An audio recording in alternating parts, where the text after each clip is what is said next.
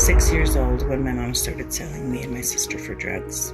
I started using drugs when I was 15 years old. I was 11 when my uncle first shot me up to sell me to his friends. I started using at age 13. I was 15 years old when I was introduced to escorting in Las Vegas. I was 12 when I first started using. I was 16 when I ended up on the streets. I started using around age 12. 6 years old. 13. I was 12. 15. 11. 12. 6 years old. 13. I was 12. 15. 11. 6 years old. 13. Oh, I was I 12. was 15. 11. Thousands of cases are reported in the country every year, though many cases go unnoticed.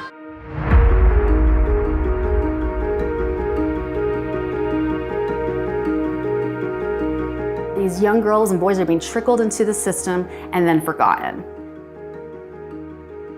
Then what happens? They turn 18. Now they're lost to society. No one cares about them because once you're 18, you're no longer considered a victim just because you're a minor. Now you're a social deviant.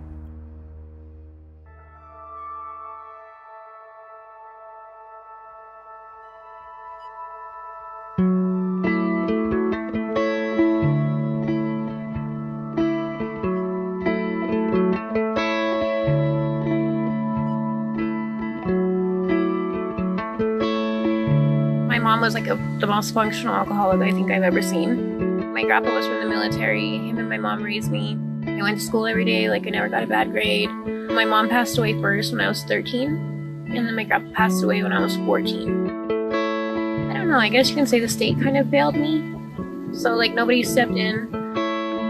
I was just at school one day and my uncle showed up and he was like, it's messed up that you're like 14 and couch surfing, just you can come and stay with me. So I went and stood there, and then the first night was fine, as far as I remember. And then the second time, he cemented like the windows and like deadbolted the door, so I couldn't go upstairs.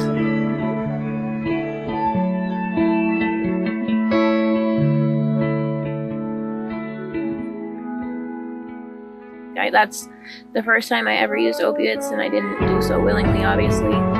Police ended up raiding his house. I ended up going and living with my cousin's grandma, clean, sober throughout high school. I graduated high school a year early, went to college for my senior year, and then met the worst kind of ex I could meet. The guy I was with at that point had like abusive tendencies, showing up to my school, like making sure I was there, like really weird stuff. So I should have took it as a warning sign, but when I left home, it just got like so much worse. So at that point, me and him started using together, but like I had never had somebody manipulate me the way that he had. And then he got locked up, and when he got locked up, I just stayed in the same area that he had like showed me. And I mean, I don't know, when things go from bad to worse and like you're in it in that moment, you're kind of like, oh fuck, but it doesn't seem like that bad at the moment. And so when I was like, oh hey, this one guy will give me a bunch of money if I just hang out with him, you don't realize how quick it goes from like I'm hungry and he's just paying for dinner to like I'm hungry and I'm dope sick and now this guy's gonna pay me for my body. The first time I met Sarah, I was working on a mobile clinic downtown. I was taking care of people who didn't have good access to care. And I remember taking care of her for some lung problems, but she didn't make eye contact. She kept her head down. You know, you could tell that the light in her eyes was really dim, but it wasn't out. So I just felt like we needed to keep working with her and not give up on her.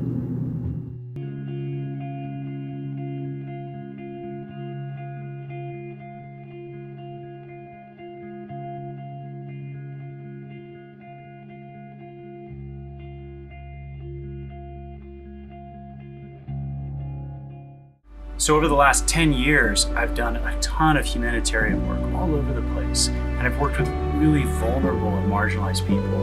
And I've found that the most vulnerable and marginalized people that I've worked with are those experiencing human trafficking and exploitation. And so I decided that I needed to do something about this. So as I started serving on the board and working with this mobile clinic, I learned a lot more about how it began, its origins, and more about Matt. And it just really was so illuminating to me when I heard how it began. It really demonstrated to me this is the way. Also, this is why this isn't happening. People aren't willing to do what Matt was willing to do. He started out with a backpack. He saw people homeless. He knew, I have a skill set to help them. I see trauma, I see pain, I can help. He put on his backpack with supplies and immediately began just meeting people where they were at. I can't think of anything more pure. I can't think of any better way to solve this issue. And again, I didn't see anyone else doing it. He did start off with backpacking around in the area that I was hanging out with a backpack full of medical supplies, and he would stop and ask if you were all right and if you needed help and if you were injured or if you needed anything like socks, hats, gloves.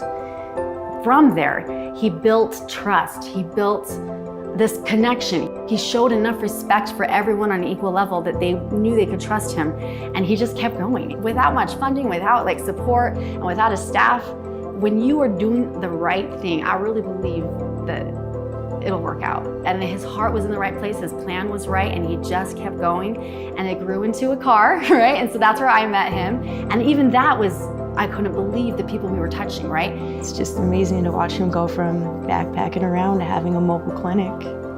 So for us, the program has grown from a backpack to an SUV to a mobile clinic. Part of that was just us needing to expand because we saw the need for healthcare services. That was always like the end goal, was to be able to provide those services. So that was just part of our natural progression.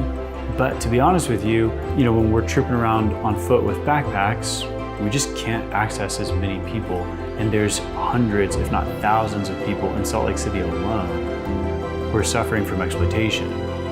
It's just grown into something really beautiful, and it's working. It's working more than anything else. And my hope is that we can just keep growing this, right? And keep spreading this, because this is the answer. Meeting people where they are, loving them, healing their trauma. There came a time when I wanted to get clean from drugs. I was like, all right, I really need to get this ball rolling. So I started contacting Matt.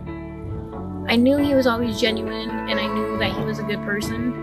But I also, at that point in my life, felt like I'm not that, and I'm not a good person. And so, like, I'd rather just be my own self-destruction and not have you try to help. But, like, he and her are very persistent.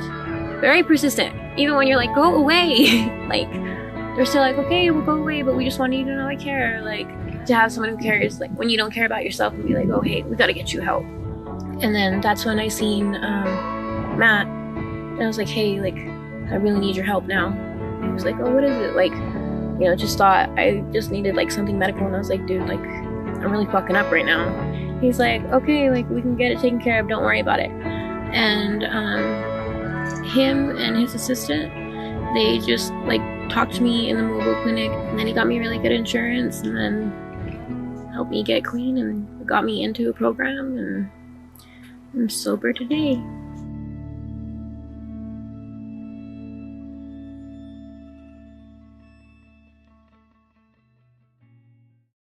This work is so important because people are suffering in our community, and there's something that we can do about it, so we need to do it.